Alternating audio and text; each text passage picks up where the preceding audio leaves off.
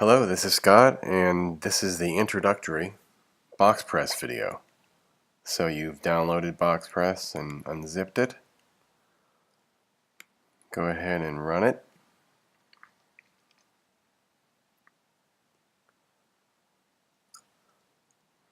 Arrange the windows. Let's hide the Finder. This is the content window. Goes in the upper right. This is the UX window, lower left. And this is the export window. So, the UX window contains prototypes, agents, and your display expressions. Other utility containers are over here. Now there ought to be valid reasons for this window arrangement, and there are. The size of the export window perfectly accommodates the size of this styles dash, and the rightmost tab is blank. It's a blank canvas for you to make maps. It's a large area. This is your large mapping area and styling area.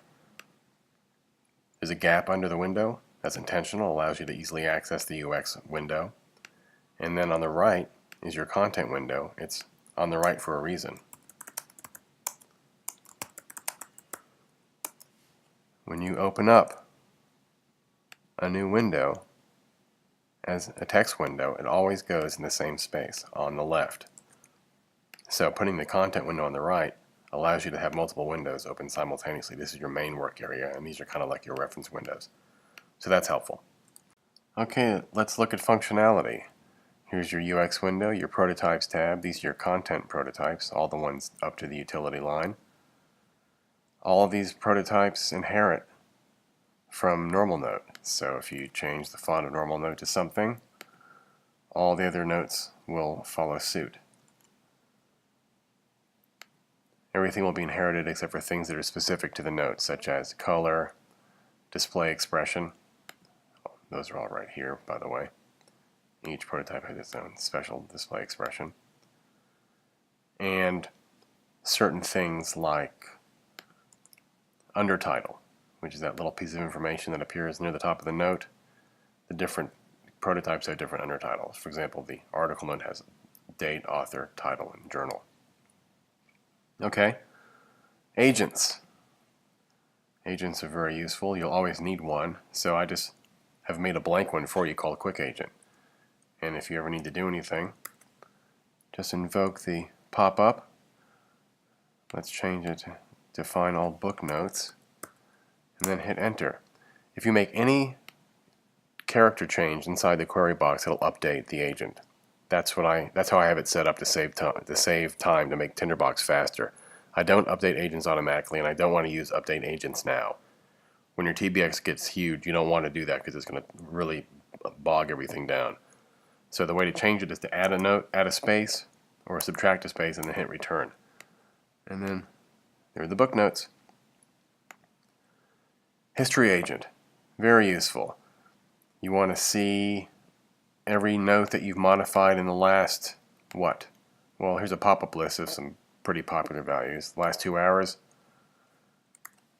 Let's do our little trick. And there we go. Those are the notes that have changed in the last 2 hours. Your fine agents. Let's see here. These are nice because they change their name automatically to show you what's inside. So it's a very, very smart display expression. This is looking for text that I contains the word sample. Well, why don't we look for author. I contains Rudy Rucker. Did I really type Rucky Rucker?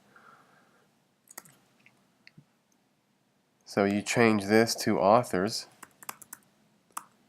and then hit enter, and look, the agent's name changed to show you what it's all about, and there are all the notes that have Rudy Rucker as their author. You never would have known that. Here's another smart agent.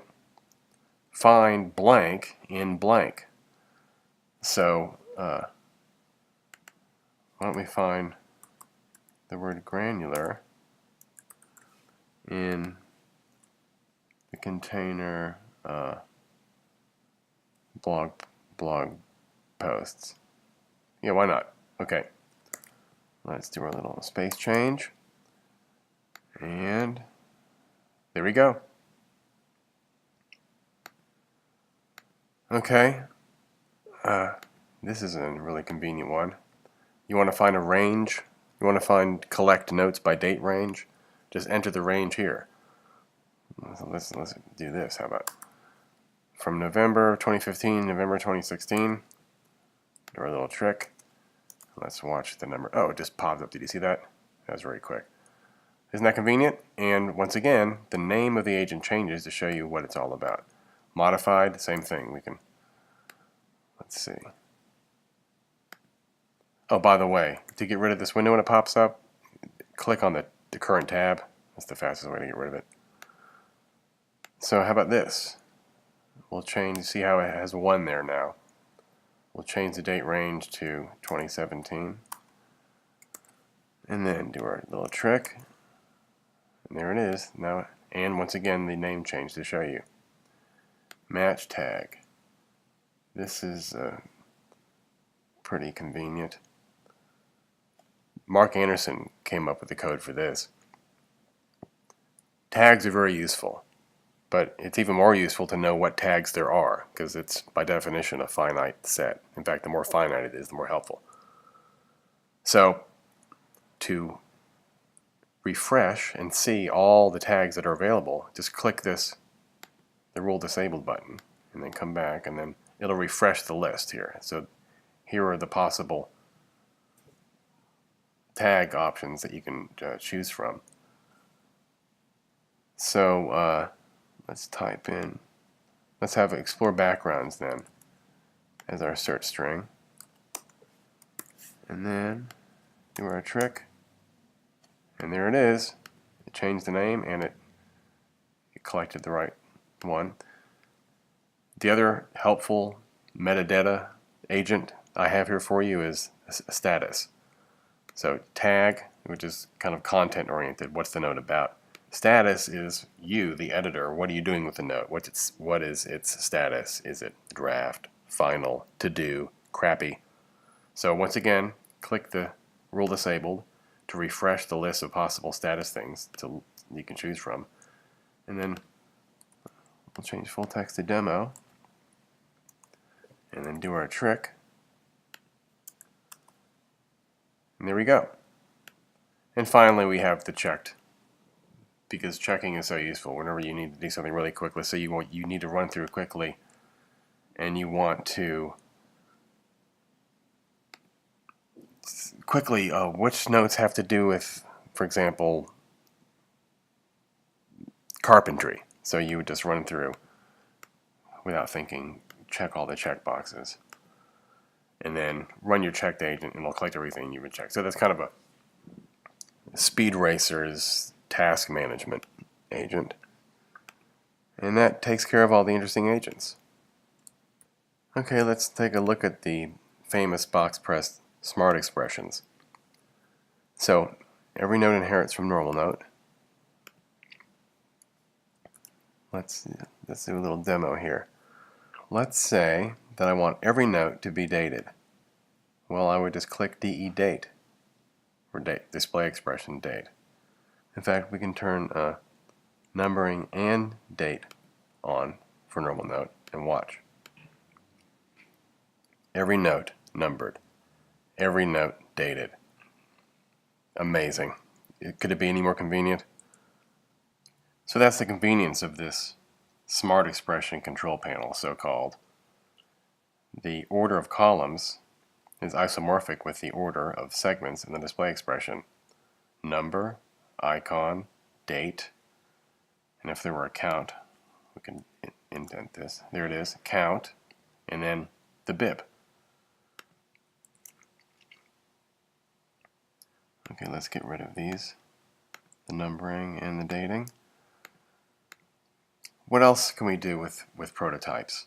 Well, BoxPress has a really nice feature called the Undertitle, and it appears for research notes.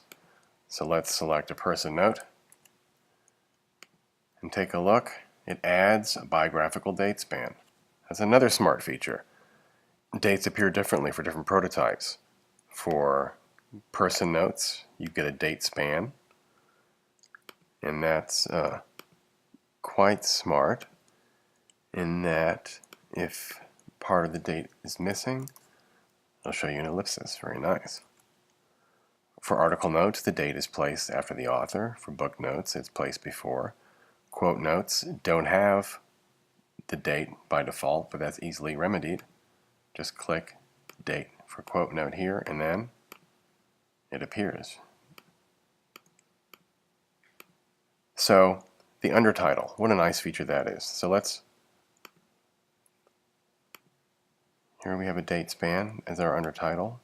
Here we have a whole bunch of information in MLA format for our undertitle, including the link to the online resource and the link to the related web page. Remember, there's two types of link.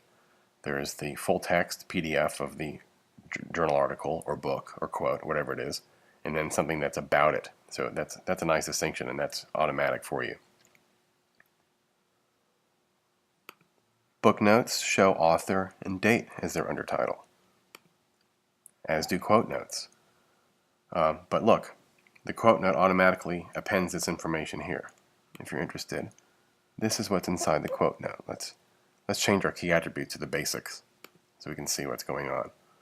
So when you make a quote note, if you happen to have the online resource, enter it here. If you happen to have an online related or informational link, place it here. Author, title, and date. That's the information that you type in, and look how nicely it's formatted when it exports. But it's true, it's redundant. We have information here that's repeated down here. Maybe we don't want the author in the undertitle. Well, you change undertitles over here with your prototypes. So let's select our quote note, and let's run our stamp to bring up the attributes. If we want to get rid of the author, get rid of it. And now when we go back to our Lovecraft note and preview it, the author's name is removed. Redundancy gone. Okay, well let's put that back. And how about article note? Look at all that information. Is it too much? Well, we can remove some of it. Let's remove the journal. How do we do that? Well, go to the prototype, find the undertitle information, and get rid of the journal piece. Now when you export that note, look, the journal is gone. And of course we don't really want that. Let's put journal back. Okay, so that's a pretty good review of the power of the Prototypes tab. You can change appearance. If you want to change normal note, everyone gets it except for the differences. Set up your SmartExpression here. Very easy to view. And of course, if you want to change the SmartExpression for individual notes, not for the prototypes, look at this convenience. We have stamps. Togglers. This double arrow means toggle, which means a toggle is not between on and off, but between default and anti-default, which is really great because it means it clears the value of the attribute instead of setting it to 0. So if I want to number these guys here, I just click on show number. There they are, and click on it again, and just to check, look at num. It's not boldface, which means it's set at default. Success. If I want to get rid of the bips for these guys, click on show bips. If I want to get rid of the icons, do that. So look how quickly you can make massive changes by using either stamps or your prototypes control panel. So that's a pretty good review of the power you have over the BoxPress SmartExpressions. By the way, if you've complexly modified the display expressions using stamps or get info, there's a quick way to restore everything back to default, and that's the clean display expression stamp. Everything goes back. There's also other cleaners for the appearance of the note, for its map background information, for the size of the note, and everything having to do with export. Alright, and that's a good review.